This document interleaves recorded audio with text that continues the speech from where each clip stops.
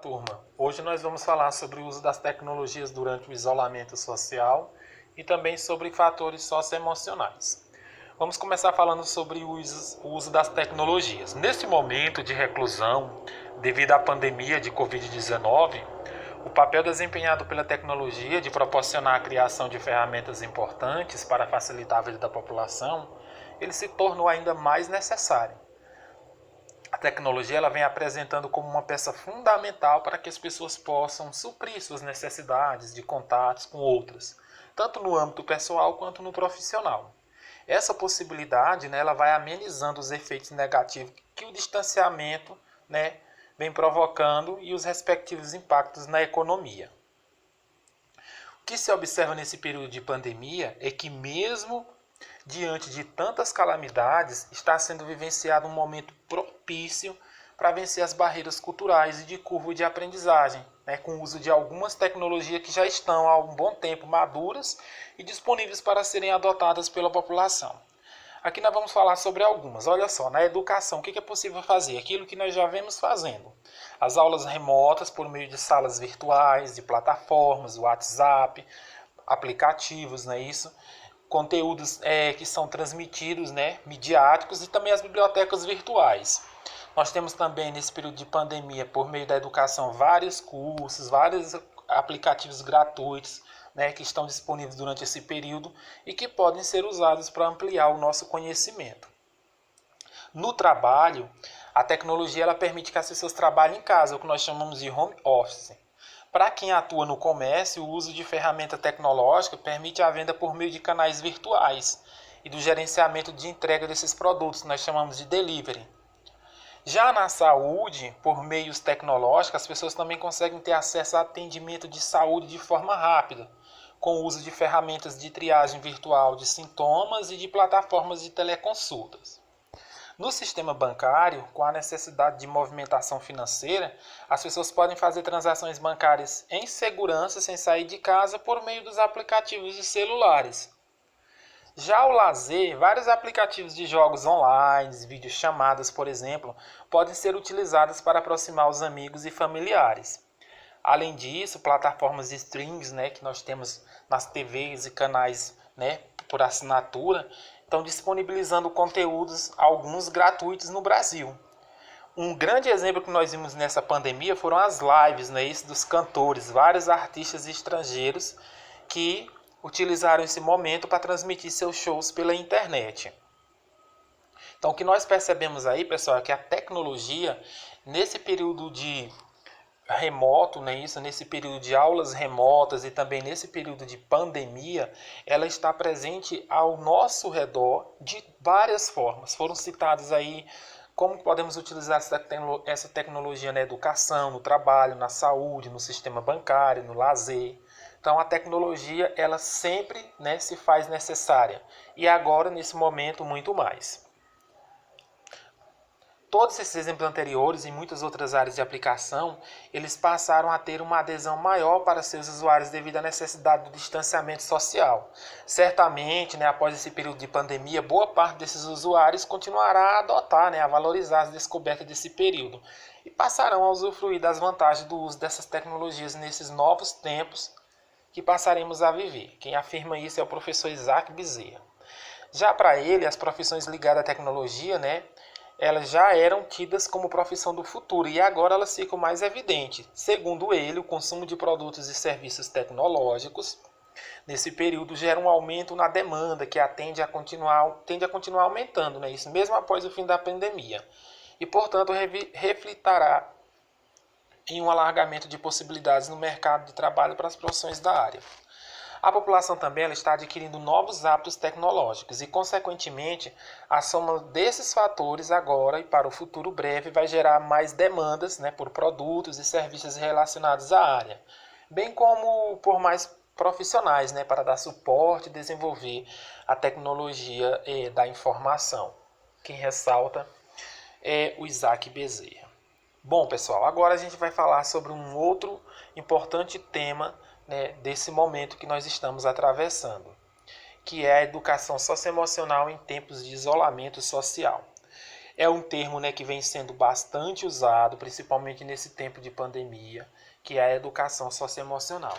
Isso porque a escola ela já vem deixando de se responsabilizar apenas, né, com essa transmissão de conteúdo, mas também se preocupando em desenvolver, né, com os alunos de forma mais integral. E é isso que nós estamos fazendo. O contato presencial do professor com seu aluno, ele agregava olhares, posturas, falas, comportamentos, aspectos que se tornam quase impossíveis, né, à distância. Durante esse período de quarentena, diversos desafios surgiram, como a adaptação do currículo, a utilização de novas ferramentas, o engajamento dos alunos, a adaptação da linguagem, que antes era usada em sala de aula, né, isso presencialmente, foi para um modelo remoto e online, problemas de conexão, de internet, diferentes realidades familiares e até mesmo o acesso a dispositivos para interação online. Nem todo mundo, né, tem o WhatsApp, nem todo mundo tem uma boa conexão de internet. E a perda do contato presencial do professor com seu aluno, que agregava os olhares, as posturas, as falas e os comportamentos, agora se torna quase impossível à distância.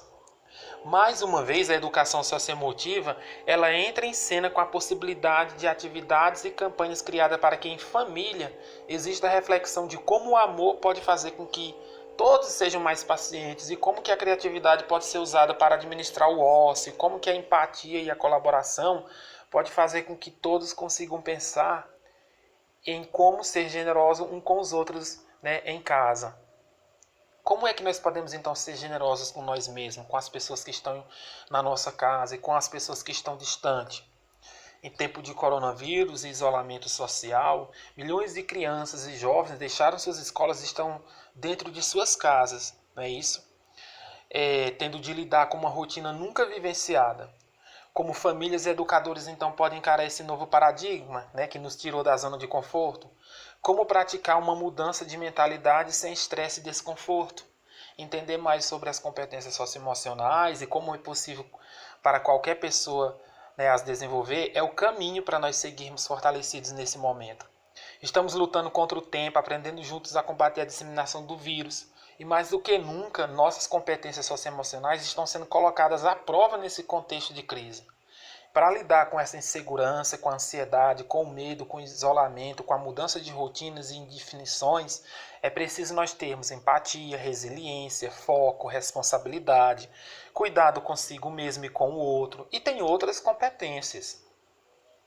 Vamos falar um pouquinho então dessas competências. Essas competências socioemocionais, elas são essas capacidades que nós temos, cada um, de se manifestar no modo de pensar, de sentir, no comportamento, certo? Na atitude para se relacionar consigo mesmo e com os outros. Estabelecer objetivos, tomar decisões, enfrentar situações adversas ou novas. Então, elas que podem ser observadas no nosso padrão costumeiro, né, das nossas ações, das nossas reações, frente ao estímulo de ordem pessoal e social. Então, entre outros exemplos estão a persistência, a assertividade, a empatia, a autoconfiança, a curiosidade para aprender. Exemplo de competências consideradas, né, híbridas são, por exemplo, a criatividade, o pensamento crítico, porque elas envolvem habilidades socioemocionais e cognitivas. Ainda que todas as competências sejam importantes para o desenvolvimento pleno das pessoas, algumas são ainda mais essenciais em momento de crise, como essa da pandemia, né, que todo mundo está vivendo quando temos que lidar com um quadro de isolamento social, ansiedade, medo, né, de se contaminar, adaptação a novas rotinas, isolamento social, né, isso, como eu falei para vocês, etc. Dentro do contexto que os brasileiros têm vivido, selecionamos algumas competências e mostramos por que elas são fundamentais. Aí, para cada uma delas, você vai encontrar muitas dicas de como agir nesse momento. Por exemplo, aqui, empatia. O que é empatia? A empatia que eu falo, pessoal, é essa capacidade de assumir a perspectiva dos outros e utilizar habilidades para entender a necessidade do outro, o sentimento, agindo com generosidade e consideração. De acordo com essa percepção, uma pessoa que for empática, ela constrói relacionamentos próximos, ela consegue ajudar, apoiar, dar assistência, não só a assistência material, quanto a emocional mesmo a outra pessoa. Enfim, ser uma pessoa generosa, né? Isso de fácil convívio. E ela é importante, a empatia, porque quando nós temos empatia, nós podemos entender as necessidades e os sentimentos das outras pessoas e oferecer apoio de acordo com o que elas precisam. Ou seja, gentileza, pessoal, gera gentileza. Outra competência que eu destaquei aqui foi o foco e a persistência. Imagina, manter o foco e a persistência nessa pandemia, né? Não desistir dos estudos. Vamos ver o que é o foco. Capacidade de manter a atenção, concentrar-se nas atividades, né? Isso, evitar as distrações, mesmo quando realizando ações repetitivas. E já a persistência é quando nós superamos os obstáculos para atingir os objetivos. Importante, persistindo e terminando as ações planejadas.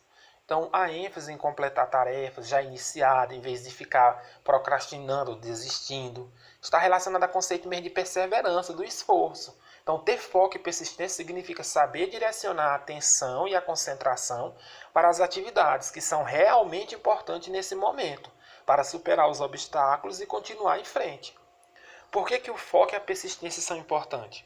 O foco e a persistência são importantes porque elas nos ajudam a lidar com o volume de informações que nós estamos recebendo, né? Atrás de suas fontes para identificar quais são as confiáveis, as úteis, selecionar aquelas informações que merecem ser passadas adiante.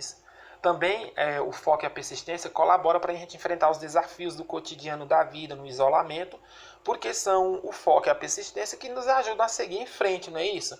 Na situação, por exemplo, de estresse, como é o isolamento social. Eu acredito que todo mundo já tenha ficado um pouco estressado nessa pandemia.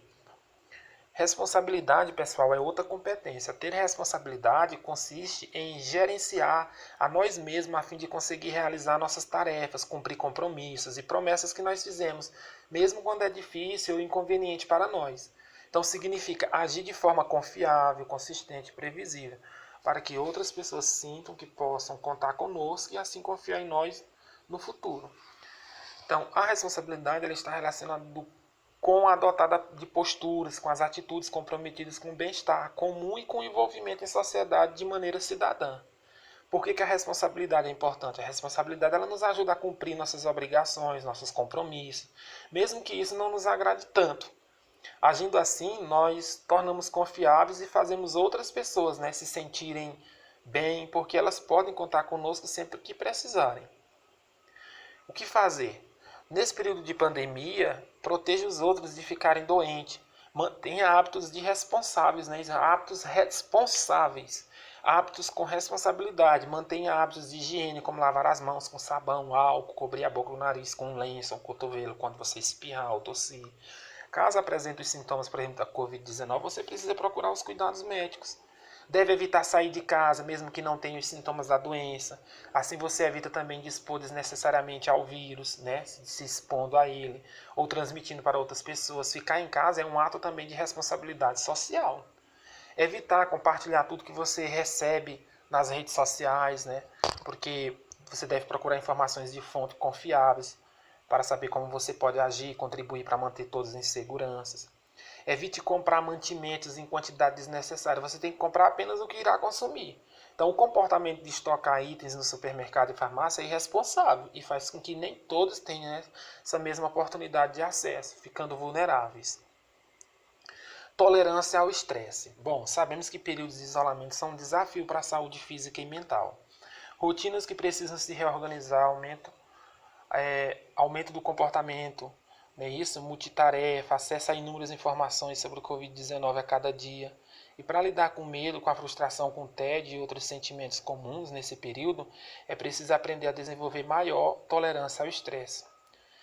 Tolerância ao estresse é a competência que ajuda a regular a ansiedade e responder a situações estressantes com calma, sem deixar que as preocupações impeçam a resolução de problemas. A tolerância ao estresse é um dos comportamentos da resiliência emocional, que é o que nos permite manter um equilíbrio diante dos contextos adversos e situações de risco. Para isso, é preciso lidar com sentimentos como raiva, ansiedade e medo, por exemplo, sem que isso abale a confiança, ou seja, a tolerância ao estresse é uma das competências para saber lidar com situações que nos tiram da nossa zona de conforto e que exigem calma e discernimento, que envolve autoconhecimento e saber se adaptar na própria força interior, estando atento ao modo com que se reage às frustrações, sejam elas pequenas ou grandes. Por que a tolerância ao estresse é importante? Quando temos maior tolerância a situações de estresse, nós podemos encontrar o caminho para manter a calma em situações difíceis, manter o equilíbrio e não perder o controle de nossas emoções. Conseguimos reconhecer a frustração e saber o significado dela para as nossas atitudes, mas com uma perspectiva mais propositiva, mesmo quando as coisas não acontecem do jeito que esperávamos. Assim, pode ser reduzida a probabilidade de depressão, ampliada as situações de bem-estar. Então, o que nós podemos fazer? Manter a atenção aos seus sentimentos e nas nossas demandas internas. Sempre que perceber que está em estado mais agitado, de nervosismo ou com pensamento negativo, procure conversar com alguém de confiança. Para manter a saúde mental e física, que tal aprendermos novos exercícios físicos simples para fazer em casa todos os dias? O exercício constante, o sono regular e uma dieta balanceada ajuda muito. Ter um diário, por exemplo, pode ajudar, né? A extravasar o que nós pensamos, o que nós sentimos. Que você vai escrevendo um modo de elaborar as emoções e ajudando no autoconhecimento. Criatividade e interesse artístico, muito importante. A criatividade e o interesse artístico dizem respeito ao uso da nossa imaginação e habilidades criativas para nos expressar, utilizando linguagem variada, como a verbal, visual, musical, corporal. Lembrando que ser criativo não tem nada a ver com dom ou um privilégio de poucos. Ser criativo é uma capacidade que todos têm, é preciso exercitar. Por que a criatividade e o interesse artístico são importantes? Pensar e agir de forma criativa nos ajuda a lidar com nossas emoções e a tornar atingíveis nossas experiências. Isso envolve desde apreciar e descobrir manifestações artísticas, como também deixar a imaginação correr e produzir algo novo no seu cotidiano. A arte ela é uma grande forma de se conectar consigo mesmo e com os outros. O que nós devemos fazer? Ter uma habilidade, algo que sabe poder ensinar, que tal compartilhar com o maior número possível de pessoas. Existem diversas organizações, né, oferecendo cursos online gratuitos. Muita gente publica nas redes sociais as suas habilidades e conhecimento. Procure um momento do dia para vocês fazerem arte. Significa tocar um instrumento, pode ser qualquer um que tenha em casa. Todos temos voz, né? Fazer um desenho. Isso aqui é uma ótima oportunidade, né, para abandonar a ideia de que não se sabe desenhar, que não existe desenho certo ou errado, que existe desenho. Dançar ou escrever. Use o momento da arte como uma oportunidade para se ouvir. Procure ouvir as canções dos seus artistas favoritos. Procure ouvir outros artistas que não fazem parte do seu repertório. Vocês terão uma ótima surpresa. E usem as redes sociais para divulgar iniciativas que promovam o encontro por meio da arte. Então, pessoal, nosso encontro de hoje foi para falar sobre essas tecnologias e também como superar, né? Como vivenciar e como ir superando, né, através das nossas habilidades socioemocionais, esse momento que nós estamos atravessando em todo o mundo. Espero que tenha ajudado vocês de alguma forma e nos veremos na próxima aula.